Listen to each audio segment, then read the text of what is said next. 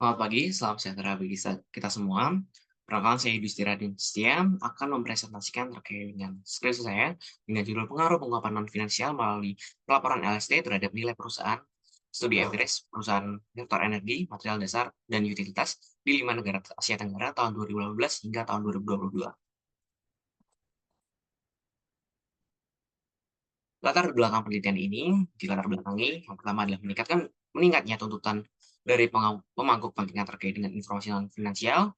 Kemudian masih menyimpangnya praktik penguapan non-finansial di negara Asia Tenggara, kemudian isu terkait dengan keberlanjutan dan juga isu lingkungan, sosial, dan tata kelola dari perusahaan sektor energi, material dasar, dan utilitas, kemudian telah berlakunya IFRS S1 dan S2 sebagai dasar atau pedoman penguapan keberlanjutan atau pelaporan keberlanjutan bagi perusahaan. Selanjutnya dapat dilihat terkait dengan tren penguapan yang ada di negara Asia Tenggara. Dapat dilihat bahwa negara Singapura dan Malaysia telah mendominasi dengan 71% dan juga 79%. Negara seperti Indonesia, Filipina, dan Thailand masih tertinggal, yaitu di 44%, 57%, dan juga 52%. Rumusan masalah dari penelitian ini adalah yang pertama, isu-isu negatif terkait dengan perusahaan di sektor energi, material dasar, dan utilitas, kemudian meningkatnya tuntutan dari pemangku kepentingan sehingga perusahaan perlu untuk lebih banyak mengungkapkan informasi-informasi yang bersifat non-keuangan bagi pemangku kepentingan. Yang ketiga adalah konflik kepentingan antara pemegang saham dan pemangku kepentingan. Selanjutnya, rumusan masalah ini menghasilkan pertanyaan penelitian yaitu, apakah pengungkapan non-finansial melalui pelaporan LST berpengaruh positif terhadap nilai perusahaan di sektor energi, material dasar, dan utilitas di 5 negara Asia Tenggara? Nah, penelitian ini memberikan kontribusi akademis untuk mengembangkan arah baru penelitian terkait dengan pengungkapan LST bagi nilai perusahaan di sektor energi, material dasar, dan utilitas yang sebelumnya belum pernah dilakukan. Kemudian kontribusi praktis terkait dengan hal ini, yaitu penilaian ini dapat bermanfaat sebagai alternatif kajian bagi investor untuk menilai atau melihat peluang resiko investasi di sektor energi, material dasar, dan utilitas. Kemudian kontribusi bagi regulator, yaitu untuk mendorong penguatan regulasi nasional maupun regulasi regional di bidang pengungkapan LST di negara-negara Asia Tenggara, sekaligus mendorong implementasi standar baru yaitu IFRS S1 dan IFRS 2 di negara Asia Tenggara. Bab 2, tinjauan pustaka. Penelitian ini menggunakan teori pemangku kepentingan dan teori sinyal atau sinyal teori.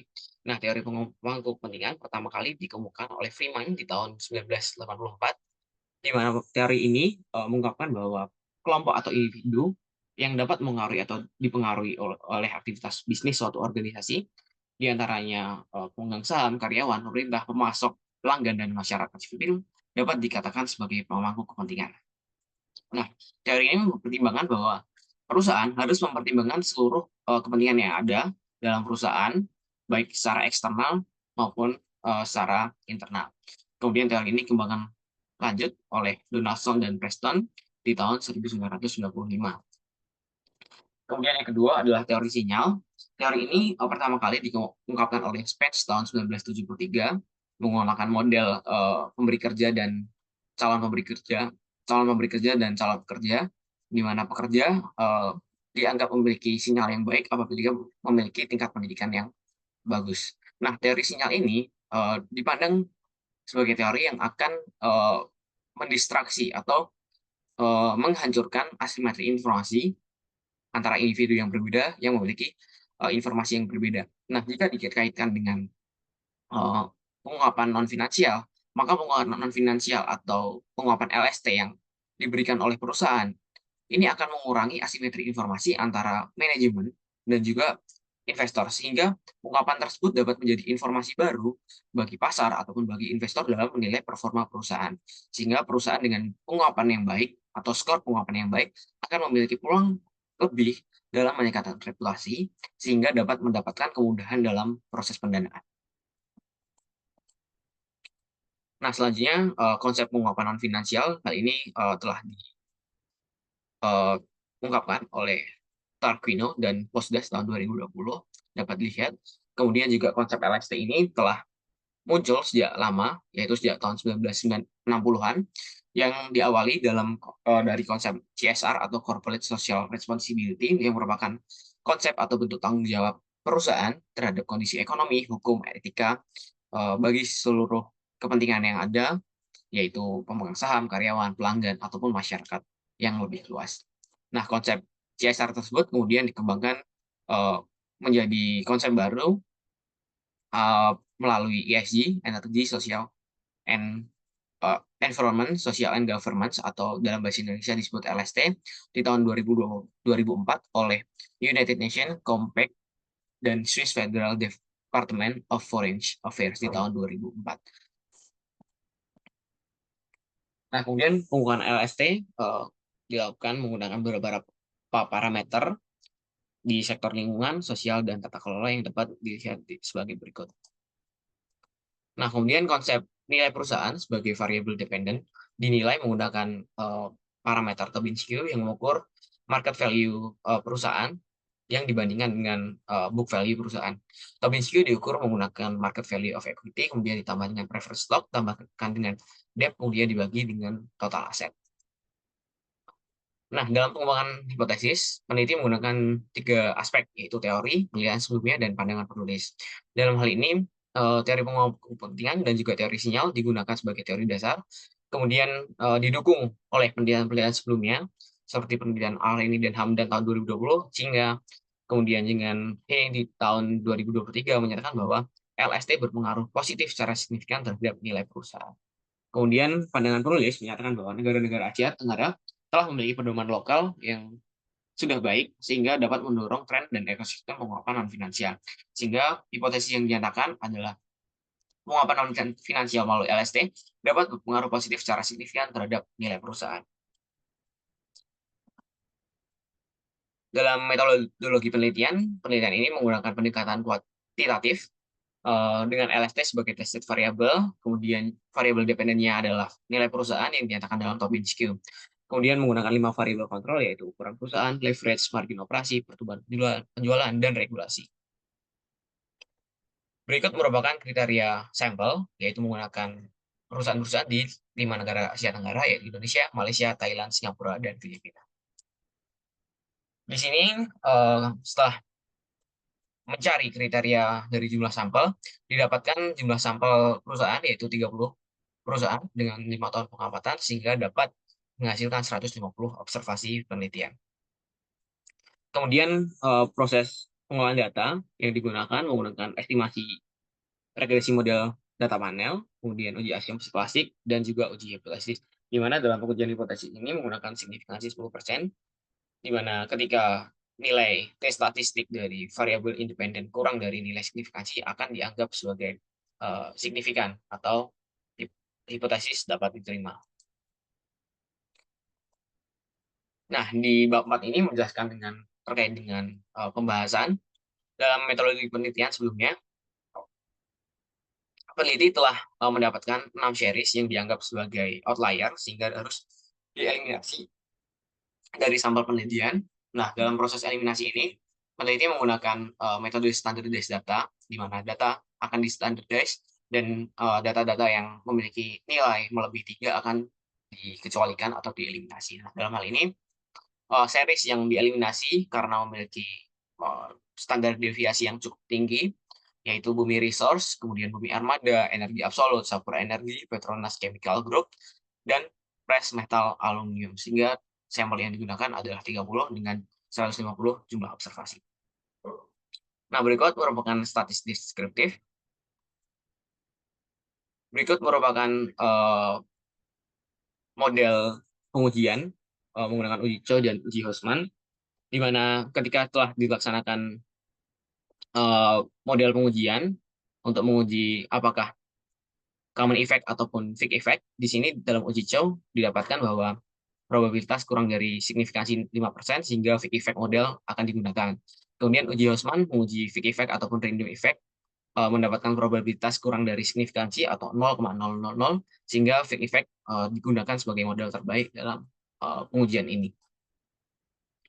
Berikut merupakan uji asumsi klasik menggunakan uji normalitas. Dalam hal ini, data yang digunakan tidak memiliki normalitas, namun Gujarati dan Porter menyatakan bahwa asumsi normalitas dapat diabaikan apabila sampel penelitian memiliki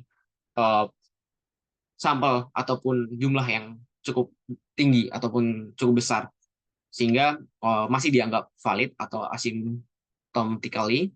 Namun hal ini masih dapat gunakan sebagai pengambilan keputusan. Kemudian uji multikolinialitas menyatakan bahwa sampel penelitian di mana variabel-variabel tidak memiliki multikolinialitas yang cukup tinggi karena memiliki varian influence faktor kurang dari 5. Kemudian uji heteroskedasitas menggunakan uji Gleiser, lebih dalam ujian ini probabilitas chi-square-nya dari ops R-square-nya melebihi 5%, sehingga sampel penelitian tidak mengandung heteroskedastisitas.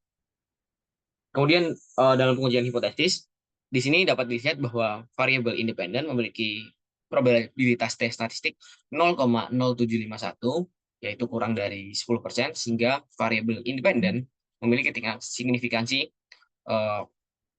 terhadap variabel dependen.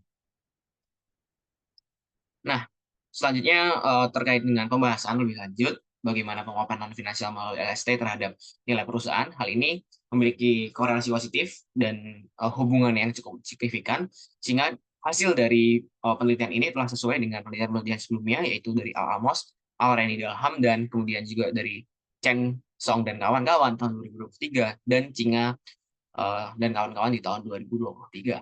Menyatakan bahwa penguapan non-finansial melalui LST dapat berpengaruh positif secara signifikan terhadap nilai perusahaan yang dinyatakan dalam Tobin Skill. Kemudian pembahasan secara tambahan, baik secara terpisah, yaitu melalui skor lingkungan, skor sosial, dan skor tata kelola. Dalam hal ini, skor lingkungan memiliki korelasi negatif yang cukup signifikan terhadap nilai perusahaan. Kemudian skor sosial memiliki korelasi positif yang signifikan, dan skor tata kelola memiliki korelasi positif yang signifikan. Hal ini dalam hal ini penguapan lingkungan memiliki korelasi negatif dapat disebabkan karena praktik terhadap penguapan lingkungan yang cukup besar dapat meningkatkan biaya depresiasi aset dan meningkatkan risiko bisnis bagi perusahaan. Hal ini dapat membebani keuangan perusahaan sehingga performa keuangan perusahaan dapat menurun dan akan mempengaruhi nilai perusahaan. Hal ini dinyatakan oleh penelitian dari Chang di tahun 2015.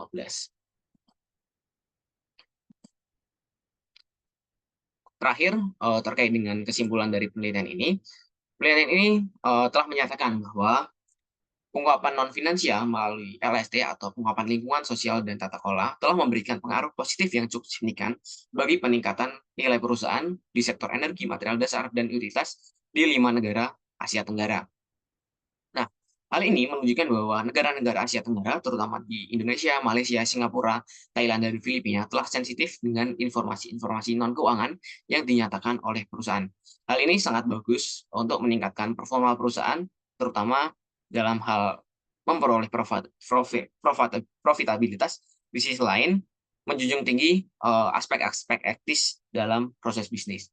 Penelitian ini masih memiliki keterbatasan, di antaranya hanya mengukur pengaruh penguapan non-finansial di 5 negara Asia Tenggara, sehingga dalam penelitian selanjutnya dapat dilakukan di ruang lingkup yang lebih luas. Kemudian penelitian ini hanya berfokus terhadap data sekunder, sehingga pada penelitian-penelitian selanjutnya dapat mempertimbangkan aspek dari preferensi dan perspektif dari investor ataupun dari pemangku kepentingan.